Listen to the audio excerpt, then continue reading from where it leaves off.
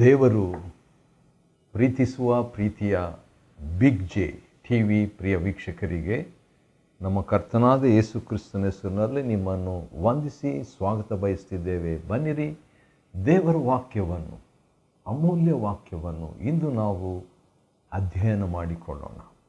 ಇಂದಿನ ನಮ್ಮ ಅಧ್ಯಯನ ಶ್ರೀ ಮತ್ತಾಯನು ಬರೆದ ಸುವಾರ್ತೆ 24ನೇ ಅಧ್ಯಾಯದ 2ನೇ ಭಾಗ, 1ರಿಂದ 21 ವಚನಗಳು ಆಯಿತು.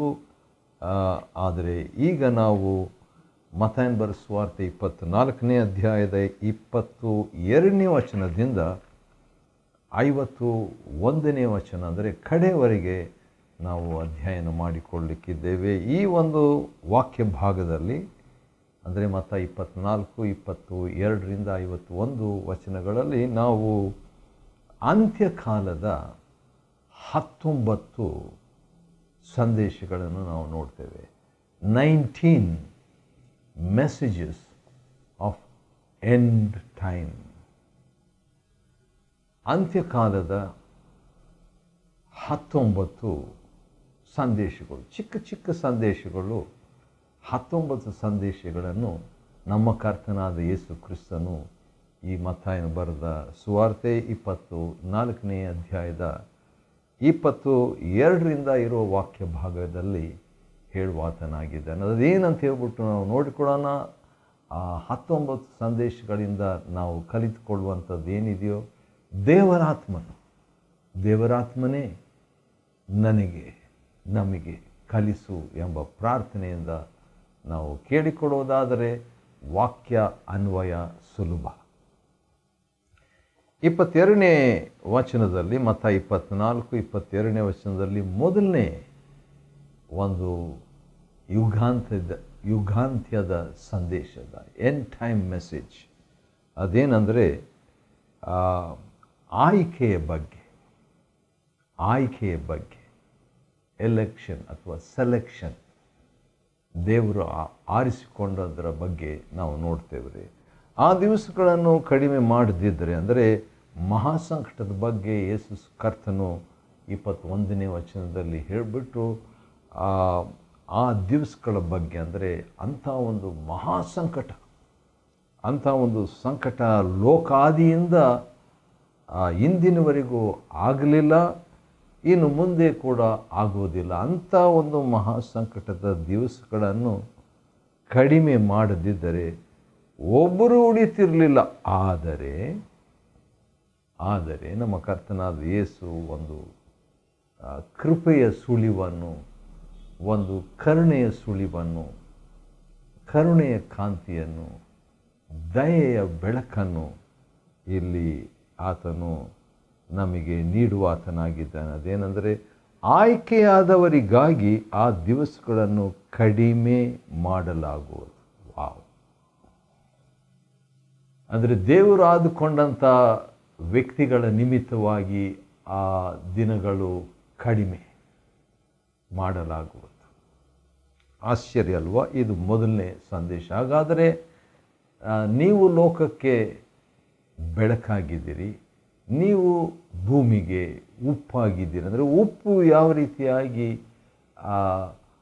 ಉಪ್ಪಿನಕಾಯಿ ಉದಾಹರಣೆಗೆ, ಅದು ನಾಶವಾಗದಂತೆ, ಕೆಟ್ಟು ಹೋಗದಂತೆ, ಮಾವಿನಕಾಯಿ ಆಗಿರ್ಬೋದು, ನಿಂಬೆಕಾಯಿ ಆಗಿರ್ಬೋದು, ಅದನ್ನು ಉಳಿಸುವಂಥ ರೀತಿಯಲ್ಲಿ ದೇವಜನರು ಭೂಮಿಯಲ್ಲಿ ಇರುವುದರಿಂದ ಏನಾಗ್ತದೆ, ಉಳಿದಂಥವರಿಗೆ ಆ ದಿನಗಳು ಉಳಿಯುವ ದಿನಗಳಾಗಿ ಉಳಿಯುತ್ತವೆ. ಎರಡನೇದಾಗಿ, ಎರಡನೇ ಸಂದೇಶ 23ನೇ ವಚನದಲ್ಲಿ ನಂಬಬೇಡಿರಿ ಎಂಬ ಸಂದೇಶ.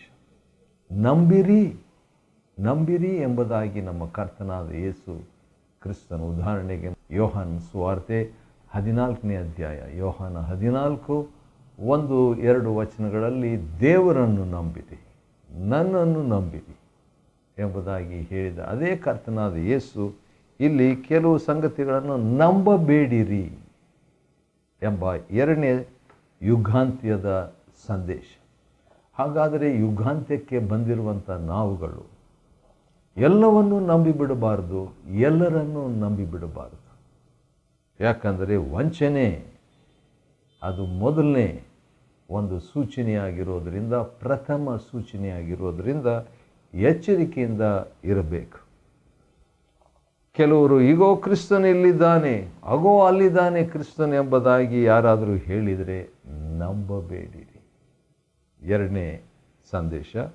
ಮೂರನೇದಾಗಿ, ಅಂದ ಹಾಗೆ ಮತ್ತಾಯನ ಬರೆದ ಸುವಾರ್ತೆ 24ನೇ ಅಧ್ಯಾಯ 22ರಿಂದ ಕೊನೆಯವರೆಗಿರುವಂಥ ವಾಕ್ಯ ಭಾಗದಲ್ಲಿ ನಾವು 19 ಯುಗಾಂತ್ಯದ ಸೂಚನೆಗಳನ್ನು ನಾವು ನೋಡ್ಕೊಳ್ತಿದ್ವಿ. ಎರಡನೇದು ನಾವು ನೋಡಿದ್ವಿ, ಈಗ ಮೂರನೇದು ನಾವು ನೋಡಿಕೊಳ್ಳೋಣ ಬನ್ನಿರಿ. ಯಾಕಂದರೆ ಸುಳ್ಳು ಪ್ರವಾದಿಗಳು ಎದ್ದು ಸಾಧ್ಯವಾದರೆ, ಈ ಒಂದು ಮಾತು ನಾವು ಗುರುತಿಸ್ತಕ್ಕದ್ದು, ಸಾಧ್ಯವಾದರೆ. ದೇವರ ಆಯ್ಕೆಯಾದವರ ಬಗ್ಗೆ ನಾವು ನೋಡಿದ್ವಿ. ಅಂಥವರನ್ನು, ದೇವರ ಆಯ್ಕೆಯಾದವರನ್ನು ಸಹ ಮೋಸಗೊಳಿಸುವಂತೆ ದೊಡ್ಡ ಸೂಚಕ ಕಾರ್ಯಗಳನ್ನು, ಅದ್ಭುತ ಕಾರ್ಯಗಳನ್ನು ಮಾಡಿ ತೋರಿಸುವರು. ಹಾಗಾದರೆ ಮೂರನೇ ಸಂದೇಶ, ನಮ್ಮ ಕರ್ತನಾದ ಯೇಸು ಕ್ರಿಸ್ತನ ಯುಗಾಂತ್ಯಕ್ಕೆ ಬಂದಂಥ ನಮಗೆ ಕೊಡುವಂಥ ಸಂದೇಶ ಏನಂತ ಹೇಳಿದರೆ, ಸಾಧ್ಯವಾದರೆ ವಿಶ್ವಾಸಿಗಳನ್ನು, ಸಾಧ್ಯವಾದರೆ ದೇವರ ಆಯ್ಕೆಯಾದಂಥವರನ್ನು ಕೂಡ ಮೋಸಗೊಳಿಸುವಂತೆ ಅದ್ಭುತ ಸೂಚಕ ಕಾರ್ಯಗಳು ಆಗುವವು. 25ನೇ ವಚನ, ಇನ್ನೊಂದು ಸಂದೇಶ, 4ನೇ ಸಂದೇಶ. ಅದೇನಂತ ಹೇಳಿದ್ರೆ ಮುಂಗಡ ಸಂದೇಶ ಅಂತ ಹೇಳ್ಬೋದು, ಅಡ್ವಾನ್ಸ್ ಮೆಸೇಜ್. ಯಾಕಂದರೆ 24ನೇ ಅಧ್ಯಾಯ ಮತ್ತಾಯನ ಬರೆದ ಸುವಾರ್ತೆ 25ನೇ ವಚನದಲ್ಲಿ, ನೋಡಿರಿ ಮುಂಚಿತವಾಗಿ ನಾನು ನಿಮಗೆ ಹೇಳಿದ್ದೇನೆ ಅಂತ ಹೇಳ್ಬಿಟ್ಟು ಯೇಸು ಸ್ವಾಮಿ ಮುಂಚೆನೇ ಹೇಳಿಬಿಟ್ಟಿದ್ದಾರೆ. ಈಗ ಆದ ಕಾರಣ ಅದರ ವಿಷಯದಲ್ಲಿ ಎಚ್ಚರಿಕೆಯನ್ನು ವಹಿಸಬೇಕು.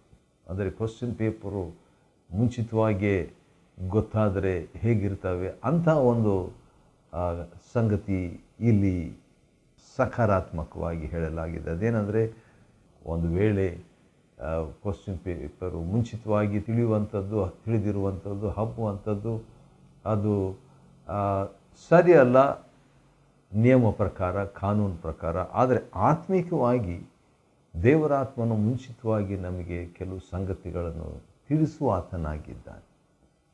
5ನೇದಾಗಿ, ಇನ್ನೊಂದು ಸಂದೇಶ ನಮ್ಮ ಕರ್ತನಾದ ಯೇಸು ಹೇಳುವಂಥದ್ದು ಹೋಗಬೇಡಿರಿ ಎಂಬುದಾಗಿ. ಮತ್ತಾಯನ ಬರೆದ ಸುವಾರ್ತೆ 24-26ರಲ್ಲಿ ಹೋಗಬೇಡ್ರಿ. ಎಲ್ಲಿ ಹೋಗಬೇಡ್ರಿ? ಕೆಲವರು ಬಂದು, ನೋಡಿ ಕ್ರಿಸ್ತನು ಅಡವಿಯಲ್ಲಿದ್ದಾನೆ, ಅಥವಾ ಒಂದು ಕೋಣೆಯಲ್ಲಿ, ಒಂದು ಗುಪ್ತವಾದ ಕೋಣೆಯಲ್ಲಿ ಯೇಸು ಸ್ವಾಮಿ ಬಂದಿದ್ದಾರೆ ಎಂಬುದಾಗಿ ಯಾರಾದರೂ ಹೇಳಿದರೆ ಹೋಗಬೇಡ್ರಿ, ನಂಬಬೇಡ್ರಿ. ಹೌದು, ಈಗ ಹೋಗಬೇಡ್ರಿ. ಹೋಗೋಣ, ಯೇಸು ಸ್ವಾಮಿ ಅಲ್ಲಿದ್ದಾರೆ ಅಂತ ಹೇಳ್ಬಿಟ್ರೆ ಮುಂಚಿತವಾಗಿ ದೇವರು ನಮಗೆ ಅಥವಾ ಕರ್ತನ ನಮಗೆ ವಾರ್ನಿಂಗ್, ಎಚ್ಚರಿಕೆ ಕೊಟ್ಟಿದ್ದಾರೆ. ಇನ್ನೊಂದು ಸಂದೇಶ 29ನೇ ವಚನದಲ್ಲಿ ಇದೆ. ಅದೇನೆಂದರೆ ಸೂರ್ಯನು ಕತ್ತಲಾಗುವ ಸಂದೇಶ. ಇದು ಪ್ರವಾದನೀಯವಾದದ್ದು, ಪ್ರೊಫೆಟಿಕ್. ಸೂರ್ಯನು ಕತ್ತಲಾಗುವ ಸಂದೇಶ. ಹೌದು, ಚಂದ್ರನು ಕಾಂತಿಹೀನನಾಗುವ ಸಂದೇಶ ಕೂಡ ಯೇಸು ಸ್ವಾಮಿ ಯುಗಾಂತ್ಯಕ್ಕೆ ಒಂದು ಸಂದೇಶವಾಗಿ ಕೊಡಲಾಗಿದೆ. ನಕ್ಷತ್ರಗಳು ಆಕಾಶದಿಂದ ಬೀಳ್ಬೋದು. ಹಾಗಾದರೆ ಮಿಟಿಯೋರ್ಸ್ ಎಂಬುದಾಗಿ ಮೂಲ ಭಾಷೆಯಲ್ಲಿ ನಕ್ಷತ್ರಗಳಂದರೆ ನಕ್ಷತ್ರಗಳೇ ಅಲ್ಲ, ಶೂಟಿಂಗ್ ಸ್ಟಾರ್ಸ್ ಅಥವಾ ಮಿಟಿಯೋರ್ಸ್, ಚಿಕ್ಕದು ಭೂಲೋಕದ ಕೆಲವು ಶಕ್ತಿ, ಆಕಾಶದ ಶಕ್ತಿಗಳು ಕದಲುವಂಥ ರೀತಿಯಲ್ಲಿ ಕೆಲವು ಬೆಳಕು ವಸ್ತು ಬೀಳುವಂಥದ್ದು ನೋಡುವಾಗ ನಕ್ಷತ್ರನೇ ಬಿದ್ದೋಯ್ತು ಎಂಬುದಾಗಿ ಹೇಳ್ಬೋದು. ಆದರೆ ಅದು ಕೂಡ ಒಂದು ಸಂದೇಶ. ಯಾವುದಕ್ಕೆ ಸಂದೇಶ? ಯುಗಾಂತ್ಯದ ಸಂದೇಶ. ಇವೆಲ್ಲ ದೊಡ್ಡ ದೊಡ್ಡ ಸಂದೇಶಗಳು, ದೊಡ್ಡ ದೊಡ್ಡ ಸೂಚನೆಗಳಂತ ಕೂಡ ಹೇಳ್ಬೋದು. 30ನೇ ವಚನ, ಹೌದು, ಈ ರೀತಿಯಾಗೆಲ್ಲ ಆಗ್ತಾ ಇರುವಾಗ ಮನುಷ್ಯ ಕುಮಾರನು ಅಥವಾ ಮನುಷ್ಯ ಪುತ್ರನ ಸೂಚನೆಯು ಆಕಾಶದಲ್ಲಿ ಕಾಣುವುದು. ಭೂಮಿಯ ಎಲ್ಲ ಜನಾಂಗಗಳವರು ಗೋಳಾಡುವರು. ಹೌದು, ಇಂಟರ್ನ್ಯಾಷನಲ್ ಲ್ಯಾಮೆಂಟೇಷನ್, ಅಂತಾರಾಷ್ಟ್ರೀಯ ಗೋಳಾಡುವಿಕೆ, ಅಂತಾರಾಷ್ಟ್ರೀಯ ಪ್ರಲಾಪ. ಎಲ್ಲ ಕಡೆಗಳ ಇಡೀ ಲೋಕದವರು ಇದನ್ನು ಓದುವಾಗ ನಮಗೆ ನಂಬಿಕೆ ಕೂಡ ಬರಲಿಕ್ಕಿಲ್ಲೇನು, ಅಂದರೆ ಅನ್ಬಿಲೀವಬಲ್, ನಂಬಲಿಕ್ಕೆ ಆಗ್ತಾ ಇಲ್ಲ ಅಂತ ನಮ್ಗೆ ಅನಿಸ್ಬೋದು. ಆದರೂ ಕೂಡ ದೇವರ ವಾಕ್ಯ ಇದಾಗ್ತದೆ.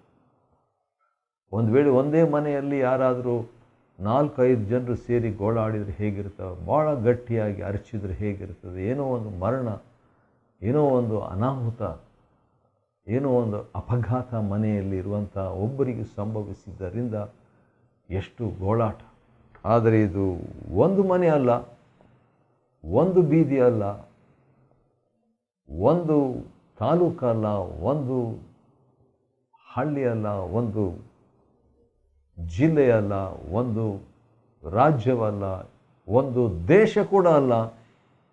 ಎಲ್ಲ ದೇಶಗಳವರು ಗೋಳಾಡುವಂಥ ಒಂದು ಸಂದೇಶ ಯುಗಾಂತ್ಯದಲ್ಲಿ ನಡೆಯುವಂಥದ್ದಾಗಿದೆ. ಅದೇ 30ನೇ ವಚನದಲ್ಲಿ 2ನೇ ಭಾಗದಲ್ಲಿ, ಮನುಷ್ಯ ಪುತ್ರನು ಆಕಾಶದ ಮೇಘಗಳಲ್ಲಿ ಶಕ್ತಿಯಿಂದಲೂ ಮಹಾಪ್ರಭಾವದಿಂದಲೂ ಬರುವುದನ್ನು ನೋಡುವರು. ವಾವ್! ಯುಗಾಂತ್ಯದ ಸಂದೇಶ ಏನಂದರೆ, ಯೇಸು ಕ್ರಿಸ್ತನು ಈ ಚಂದ್ರ, ಸೂರ್ಯ, ನಕ್ಷತ್ರಗಳಲ್ಲಿ ಆಕಾಶದ ಶಕ್ತಿಗಳು ಕದಲುವಂಥ ಹಿನ್ನೆಲೆಯಲ್ಲಿ ನಮ್ಮ ಕರ್ತನಾದ ಯೇಸು ಕ್ರಿಸ್ತನ ಬರುವಿಕೆ, ಅದು ಕೂಡ ಒಂದು ನೋಡುವರು, ರಹಸ್ಯವಾಗಿ. ಹೌದು, ಆತನು ಬಹಿರಂಗವಾಗಿ ಬರುವಾತನು ನೋಡುವರು. ಕಳ್ಳನೋಪಾದಿಯಲ್ಲಿ ಬರುವಂಥ ಯೇಸು ಈಗ ಬಹಿರಂಗವಾಗಿ ಬರುವಂಥದ್ದನ್ನು ನೋಡುವರು.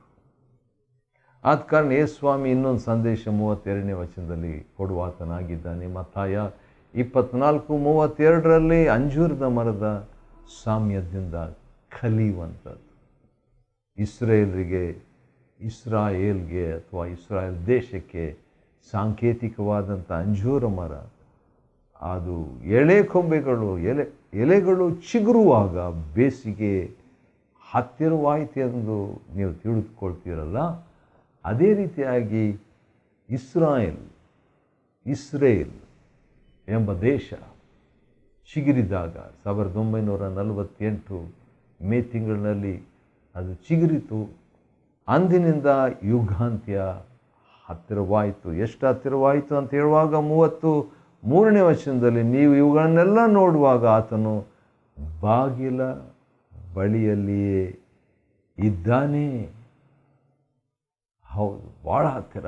ಬಾಗಿಲ ಹತ್ತಿರ ಬಂದ ಮೇಲೆ ಎಷ್ಟೋ ಪ್ರಯಾಣ ಮಾಡಿ, ದೂರ ದೇಶದಿಂದ ಪ್ರಯಾಣ ಮಾಡಿ ಕಡೆಗೆ ಆ ಬಾಗಿಲ ಹತ್ತಿರ ಬಂದುಬಿಟ್ಟ ಮೇಲೆ ಇನ್ನು ಒಂದು ಹೆಜ್ಜೆ ಅಷ್ಟೇ ಬಾಕಿ, ಅಷ್ಟು ಹತ್ತಿರ.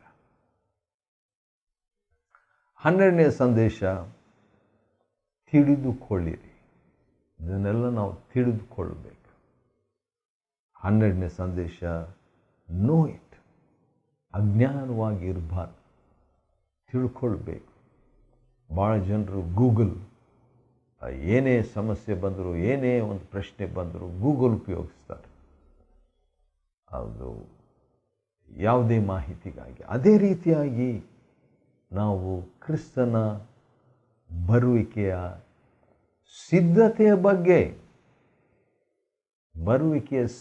ಬಗ್ಗೆ ನಾವು ತಿಳಿದುಕೊಳ್ಳುವಂಥದ್ದು, ಪ್ರವಾದನೆಯನ್ನು ತಿಳ್ಕೊಳ್ಳುವಂಥದ್ದು, ವಾಕ್ಯವನ್ನು ಅರ್ಥ ಮಾಡಿಕೊಳ್ಳುವಂಥದ್ದು, ವಾಕ್ಯವನ್ನು ಅಧ್ಯಯನ ಮಾಡಿಕೊಳ್ಳುವಂಥದ್ದು ಬಹಳ ಬಹಳ ಅಗತ್ಯ. 13ನೇ ಸಂದೇಶ, ನನಗೆ ಭಾಳ ಇಷ್ಟವಾದಂಥ ಒಂದು ಸಂದೇಶ ಇದು. ಅಂದ ಹಾಗೆ ಮತ್ತಾಯ ಬರೆದ ಸುವಾರ್ತೆ 22ನೇ ವಚನದಿಂದ 51ನೇ ವಚನದವರೆಗೆ ನಾವು 2 ಭಾಗವಾಗಿ ವಿಭಾಗಿಸಿ, ಅಂದರೆ ಮತ್ತಾಯವು 24 1ರಿಂದ 21 ವಚನಗಳು ಮೊದಲನೇ ಭಾಗ, 22ರಿಂದ 51 ವಚನಗಳು ಎರಡನೇ ಭಾಗವಾಗಿ ವಿಭಾಗಿಸಿ ಅಧ್ಯಯನ ಮಾಡಿಕೊಳ್ತಿದ್ದೇವೆ. ಎರಡನೇ ಭಾಗದಲ್ಲಿ ಇರುವಂಥ ವಿಷಯ ಏನಂತ ಹೇಳಿದರೆ, ಯುಗಾಂತ್ಯದ 19 ಸಂದೇಶಗಳು. ಅದರಲ್ಲಿ 13ನೇ ಸಂದೇಶ 36ನೇ ವಚನದಲ್ಲಿದೆ. ಅದೇನೆಂದರೆ ನೋಹನ ಸಂದೇಶ, ನೋಹನ ದಿವಸಗಳ ಸಂದೇಶ, the message of the days of Noah. ನೋಹನ ಕಾಲ ಹೇಗಿತ್ತು ಅಂತ ಹೇಳ್ಬಿಟ್ಟು ನೋಡುವಾಗ ಎಲ್ಲಿ ನೋಡಿದರೂ ಅನ್ಯಾಯ, ಎಲ್ಲಿ ನೋಡಿದರೂ ಕತ್ತಲು, ಪಾಪ. ಆದರೆ ಒಬ್ಬ ವ್ಯಕ್ತಿ ದೇವರಿಗಾಗಿ ನಿಂತುಕೊಂಡಿದ್ದನು, ನೋಹನು. ಆ ರೀತಿಯಾಗಿ ಯುಗಾಂತ್ಯದಲ್ಲಿ ಏನಾಗ್ತದೆ, ಎಷ್ಟೋ ಜನರು ವಿಶ್ವಾಸಿಗಳು, ದೇವರನ್ನು ಬಲ್ಲವರು, ದೇವರ ವಿಷಯದಲ್ಲಿ ಇಜ್ಜೋಡಿಗರಾಗಿ, ಬಿದ್ದು ಹೋಗುವವರಾಗಿ, ಹಗರು ಭಾವನೆಯುಳ್ಳವರಾಗಿ ಇದ್ದಾಗ ಅಲ್ಲಲ್ಲಿ ಒಬ್ಬೊಬ್ಬ ನೋಹ ತನ್ನ ಕುಟುಂಬದೊಂದಿಗೆ ದೇವರಿಗಾಗಿ ನಿಲ್ಲುವಂಥದ್ದು. ಸರಿ, ಆ ರೀತಿಯಾಗಿ ನೋಹನ ಕಾಲದಲ್ಲಿ ನಾವು ಎಲ್ಲಿ ಸೇರಿದ ದಿವಸದವರೆಗೆ ಜನರು ತಿನ್ನುತ್ತಾ ಕುಡಿಯುತ್ತಾ ಮದುವೆ ಮಾಡಿಕೊಡುತ್ತಾ ಇದ್ದಂಥ ವೇಳೆಯಲ್ಲಿ ಜಲಪ್ರಳಯವು ಬಂತು. ಆದರೆ ಅವರಿಗೆ ಅದು ತಿಳಿದಿರಲಿಲ್ಲ. 39ನೇ ವಚನ, ತಿಳಿದಿರಲಿಲ್ಲ. ಅಜ್ಞಾನವು ಕೂಡ ಅಂತ್ಯಕಾಲದ ಒಂದು ಸಂದೇಶವಾಗಿ ದೇವರು ನಮಗೆ ಕೊಡ್ತಾ ಇದ್ದಾನೆ. 42ನೇ ವಚನದಲ್ಲಿ ಎಚ್ಚರವಾಗಿರ್ರಿ ಎಂಬ ಇನ್ನೊಂದು ಸಂದೇಶ, 14ನೇ ಸಂದೇಶ. ಯಾಕೆ? ನಿಮ್ಮ ಕರ್ತನು ಯಾವ ಗಳಿಗೆಯಲ್ಲಿ ಬರ್ತಾನೆ ನಿಮಗೆ ಗೊತ್ತಿಲ್ಲ ಅಲ್ವಾ, ಆದ ಕಾರಣ ಎಚ್ಚರವಾಗಿರ್ರಿ. 42ನೇ ವಚನ, ಮತ್ತಾಯ 24. ಆಮೇಲೆ ಅದೇ 43ನೇ ವಚನದಲ್ಲಿ ನೀವು ತಿಳಿದುಕೊಳ್ಳಿರಿ ಅಂತ. ಈಗಾಗಲೇ ಕಳ್ಳನು ಯಾವ ಗಳಿಗೆಯಲ್ಲಿ ಬರ್ತಾನೆ ಅಂತ ಹೇಳ್ಬಿಟ್ಟು ಮನೆ ಯಜಮಾನಿಗೆ ತಿಳಿದಿದ್ದರೆ ಅವನು ಎಚ್ಚರಿಕೆ ವಹಿಸ್ತಾನೆ. ಆದರೆ